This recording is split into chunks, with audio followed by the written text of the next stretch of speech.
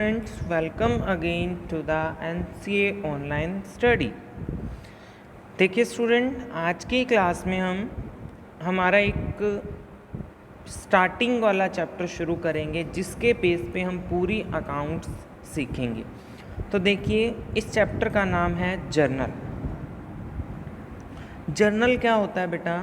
जैसे मैंने आपको बताया, बिजनेस के अंदर हर एक बिजनेस ट्रांजैक्शन को रिकॉर्ड किया जाता है। तो जिसके अंदर सबसे पहले बिजनेस ट्रांजैक्शन को रिकॉर्ड किया जाता है, या ऐसी बुक जिसके अंदर सबसे पहले एंट्री की जाती है हाँ, किसी भी बिजनेस ट्रांजैक्शन की, वो क्या होता है? जर्नल होता है। तो देखिए, journal is the primary entry.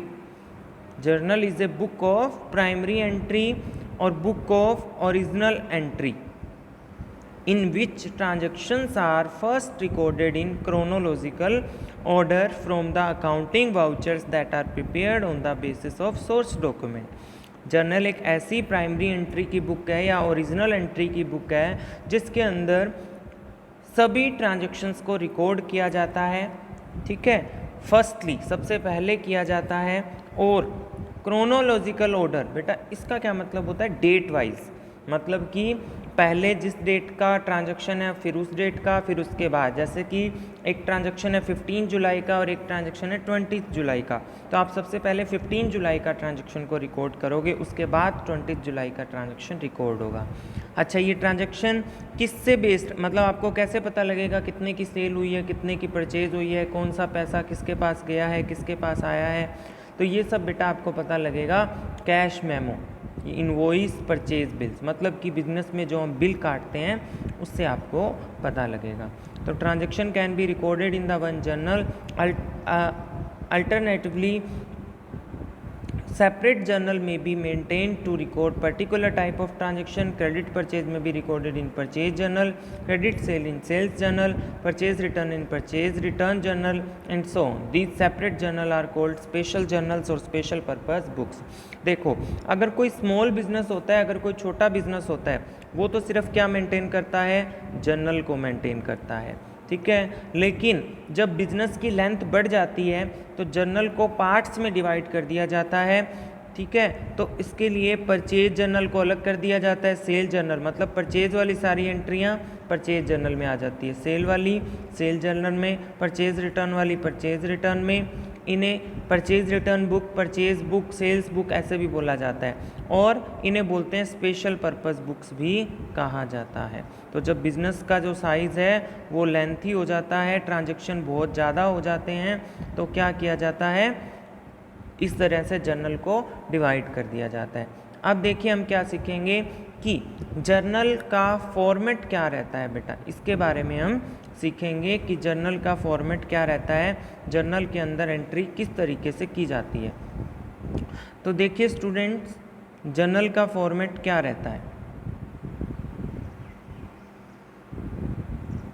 Journal का फॉर्मेट रहता है date, particulars, LF, amount, debit, amount, credit. तो देखिए,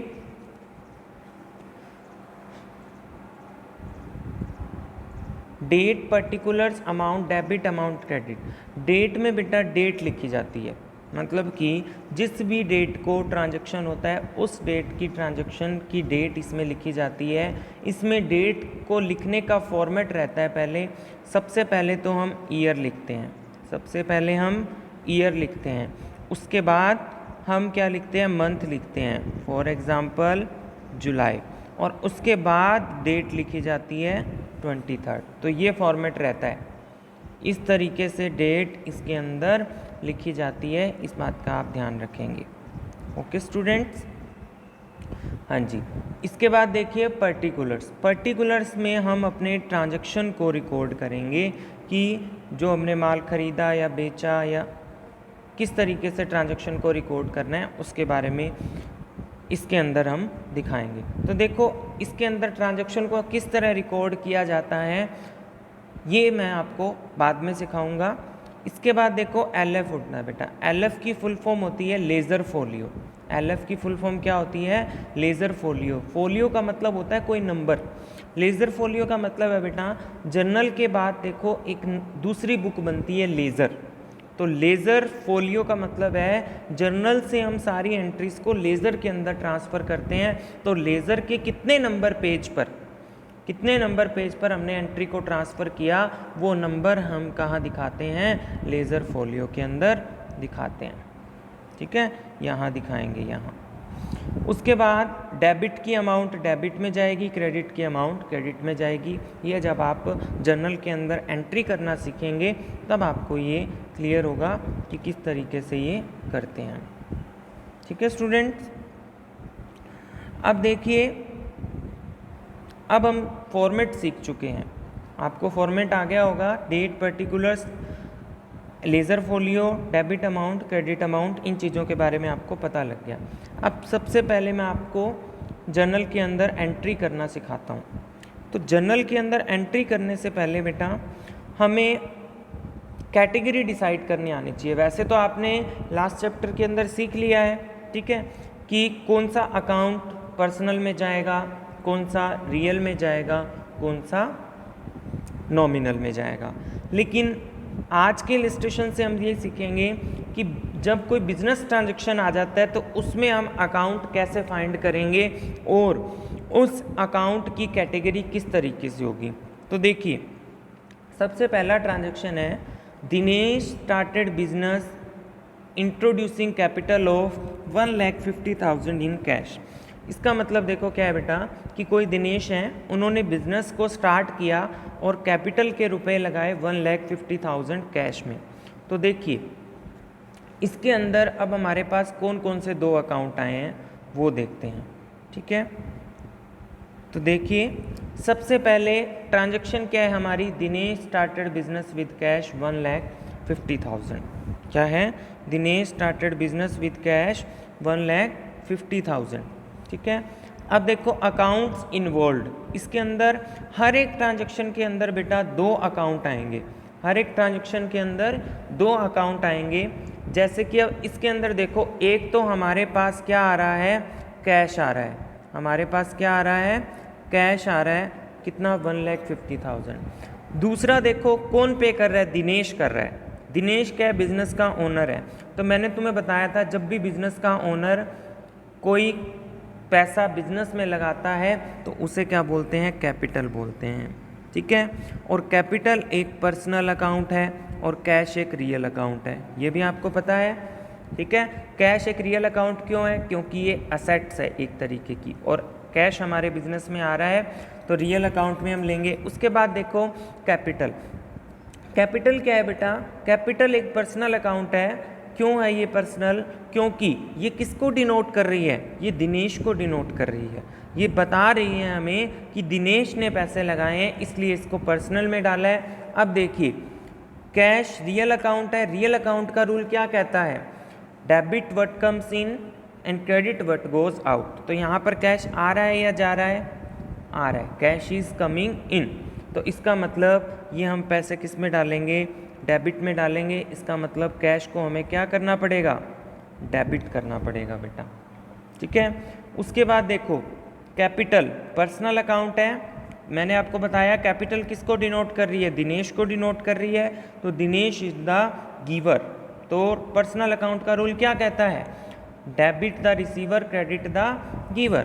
तो इसका मतलब दिनेश क्या होगा, क्रेडिट होगा बेटा, कितने से, 150,000 से क्रेडिट होगा।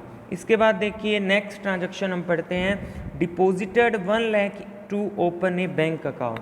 मतलब कि हमने बैंक अकाउंट में हमारे कुछ पैसे जमा करवाए।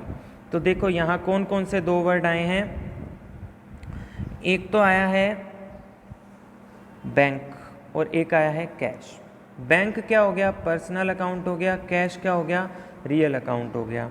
ठीक है, तो bank is receiver, personal account का रूल क्या कहता है, debit the giver, debit the receiver credit the giver. तो बैंक क्या हो गया हमारा, रिसीवर हो गया, इसलिए इसको हम डेबिट करेंगे। उसके बाद कैश इज गोइंग आउट, जा रहा है कैश बिजनेस से, इसलिए इसको क्रेडिट करेंगे। तो बेटा इस तरीके से आपको हर एक ट्रांजैक्शन के डेबिट और क्रेडिट पता लगने चाहिए सबसे पहले, उसके बाद हम जर्नल में एंट्री कर सकते हैं। तो सबसे पहले इस तरीके से हर एक ट्रांजैक्शन के आप अकाउंट्स इन्वॉल्व निकालोगे, हर एक ट्रांजैक्शन में 2 अकाउंट इन्वॉल्व होंगे। उसके बाद उसका आप नेचर फाइंड करोगे कि वो किस नेचर का अकाउंट है, फिर उसका अफेक्ट क्या आ रहा है रूल के अकॉर्डिंग देखोगे, गोल्डन रूल्स के अकॉर्डिंग, और डेबिट और क्रेडिट देखोगे कौन सा डेबिट में जाएगा कौन सा क्रेडिट में जाएगा। उसके बाद देखो received a loan of ₹1 lakh from Naresh by cheque. अब देखो जब भी चेक से पेमेंट आती है बेटा आपको क्या वर्ड यूज़ करना है, बैंक, क्योंकि चेक से पेमेंट का मतलब है हमारे पास पैसा कैश में नहीं आया है, हमारे पास पैसा बैंक अकाउंट में आया है, तो हम क्या यूज़ करेंगे, वर्ड बैंक यूज़ करेंगे कैश की जगह। और दूसरा लोन फ्रॉम नरेश, तो देखो दोनों ही पर्सनल अकाउंट है, तो बैंक क्या है यहाँ पे, रिसीवर है या गिवर है, रिसीवर है, क्योंकि वो हमारे बिहाफ पे पैसे रिसीव कर रहा है नरेश से, तो वो क्या होगा, डेबिट होगा। लोन फ्रॉम नरेश, तो नरेश हमारे लिए क्या है, गिवर है, इसलिए वो क्रेडिट होगा बेटा, ठीक है। तो इस तरीके से आप एंट्रीज करोगे। नेक्स्ट देखो purchase furniture for 20,000 in cash. तो देखो जब भी हम फर्नीचर का अगर हमारा बिजनेस होता तो हमारा जो फर्नीचर है वो गुड्स होता, तो हम परचेज वर्ड यूज़ करते हैं, लेकिन यहाँ पर हमें मेंशन नहीं है कि हमारा फर्नीचर का बिजनेस है, इसलिए हम फर्नीचर को फर्नीचर से ही लिख रहे हैं, परचेज नहीं लिख रहे हैं। तो फर्नीचर और कैश दोनों ही रियल है, फर्नीचर आ रहा है इसलिए डेबिट करेंगे, कैश जा रहा है इसलिए क्रेडिट करेंगे। ओके स्टूडेंट्स, तो देखिए इसके बाद परचेज गुड्स फॉर कैश ₹15,000, मतलब कि हमने गुड्स परचेज किया 15,000 रुपये का कैश में, तो परचेज और कैश दोनों वर्ड आ गए हैं। तो परचेज क्या हो गया, नॉमिनल हो गया, बताया हुआ आपको। उसके बाद कैश क्या हो गया, रियल हो गया। अब देखो परचेज नॉमिनल है तो goods come in purchase is an expense, nominal के अंदर परचेज को एक क्या माना गया है, एक एक्सपेंस माना गया है, इसलिए इसको डेबिट करेंगे। और cash is going out, cash जा रहा है इसलिए इसको क्रेडिट करेंगे। तो इस तरीके से बेटा ये आगे की ट्रांजैक्शन भी आप खुद सॉल्व करके देखेंगे, और आपकी बुक में से आप इस टाइप का क्वेश्चन सॉल्व करेंगे, इस तरीके से कैटेगरी डिसाइड करेंगे कौन सा अकाउंट है, डेबिट कौन सा होगा, क्रेडिट कौन सा होगा। मैं आपको एक क्वेश्चन आपके ग्रुप में सेंड करता हूं, तो आप इस तरह से उसकी कैटेगरी डिसाइड करके इसी तरह से क्वेश्चन आप करोगे अपनी नोटबुक के अंदर जनरल चैप्टर की हेडिंग डालकर। Okay students, thank you, have a nice day.